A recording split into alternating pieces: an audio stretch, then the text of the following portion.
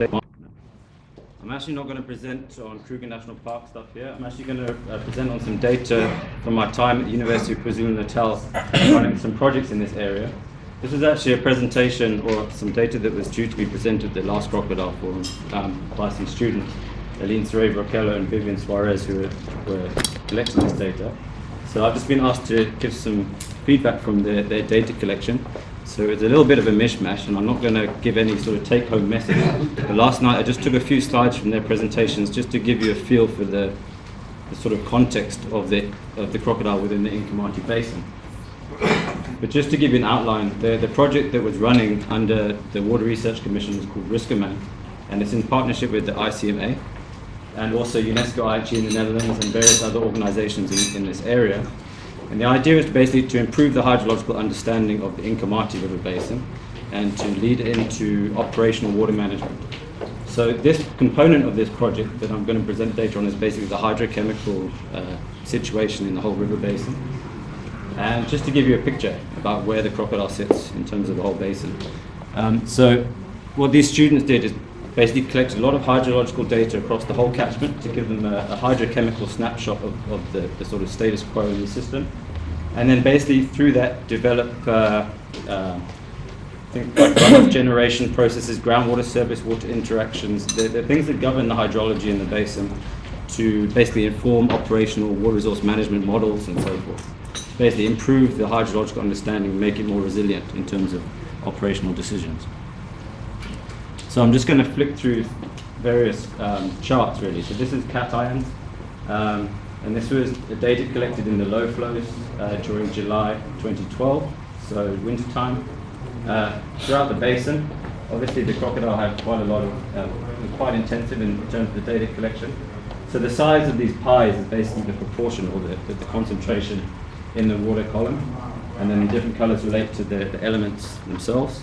But you can see as you move downstream through the catchment, things become concentrated and so forth as you move down into the lower rainfall areas and areas that have got a higher evaporative demand, all the way down to the Inkamati estuary in Mozambique. The concentrations picking up. That's in terms of cations.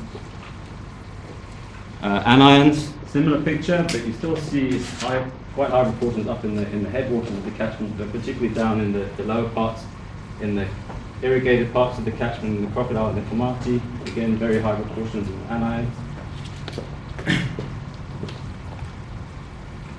But this is basically a time series of the crocodile and comparing it with the Sabi at different points along the river.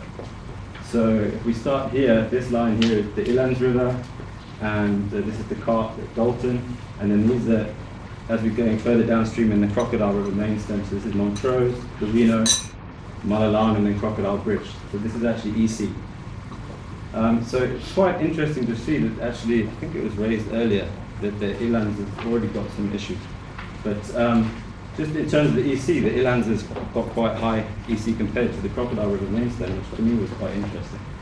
And I don't know the underlying causes of that, perhaps that's the geology, dolomites and so forth in the area. Again, this is work in progress, by the way, so the students are still working on this data, so the interpretation of it will be forthcoming. But in terms of, if you compare the crocodile against the Sabi, it's quite a different situation. The Sabi has got much lower EC values in general. And then this line here is the Kamati after the confluence with the crocodile and Kamati. So you can see that the Kamati comes in, and all of a sudden your EC concentration goes up quite a lot.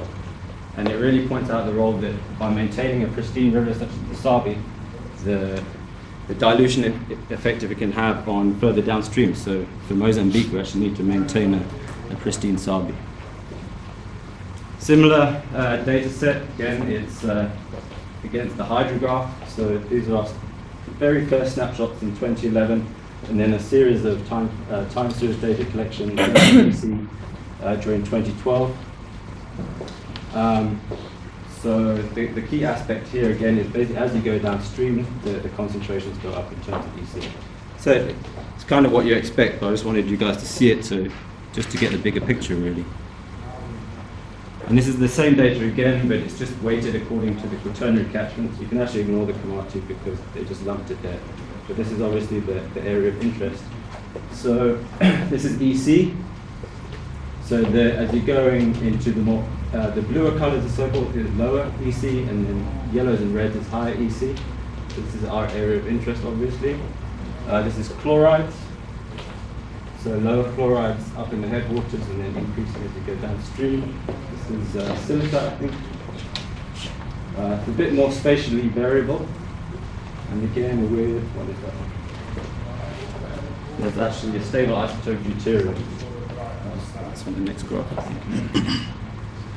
So this is quite an interesting one because this is now plotting that data spatially and showing what happens as you increase the catchment area. So basically as the water is increasing in the catchment, in the flow. So it's divided up into different colors associated with the different rivers. So the blue is the Sabi. So again, you can see it's very low EC, it's a very clean river. The red is the Crocodile. It's actually quite variable as you increase the catchment area, as you go downstream. The Kamati, where's the Kamati? Right up there, sorry. So this is the Kamati, before the confluence with the Crocodile. And then this is basically what happens after you bring in the Sabi into the river, into the whole river basin. So the Sabi's got quite a flushing benefit to the whole river basin. This is stable isotope data. This has actually come out very badly.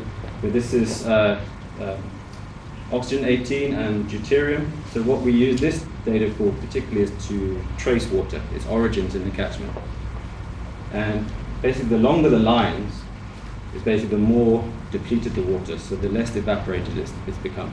And the smaller the lines is the more enriched, so it's more evaporated. So you can see as you, in the headwaters, as you'd expect, a lot of rain, less evaporated water, but as you move downstream again, things become increasingly evaporated, return flows in agricultural areas evaporate the water again and so forth.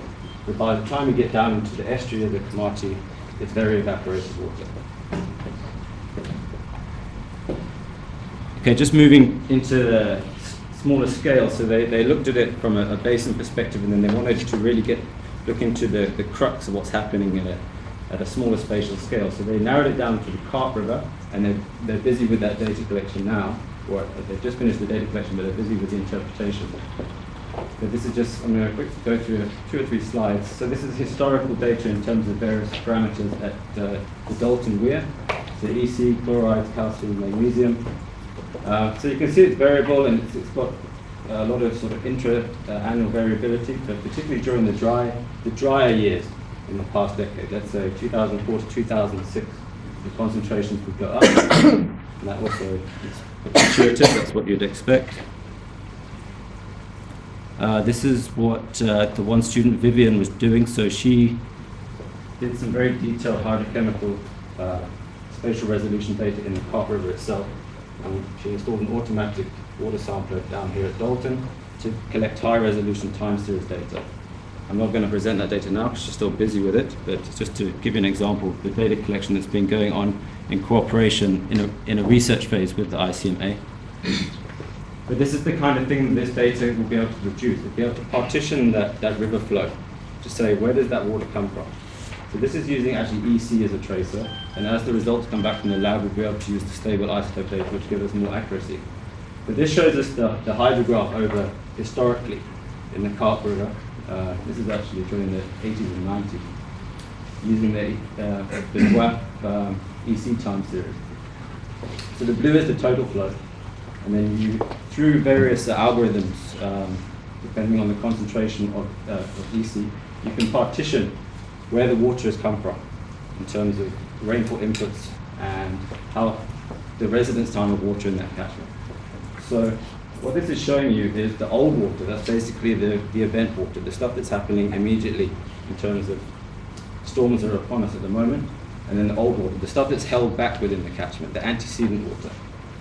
So what this data set at least shows is that on average, the hydrograph in the Carp River is dominated by old water.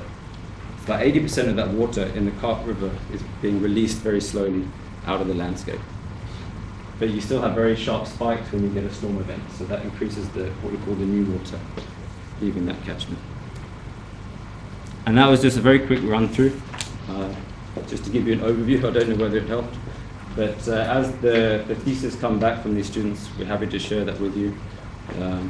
Obviously, they'll get down to the nuts and bolts of it. But that was it. Thanks.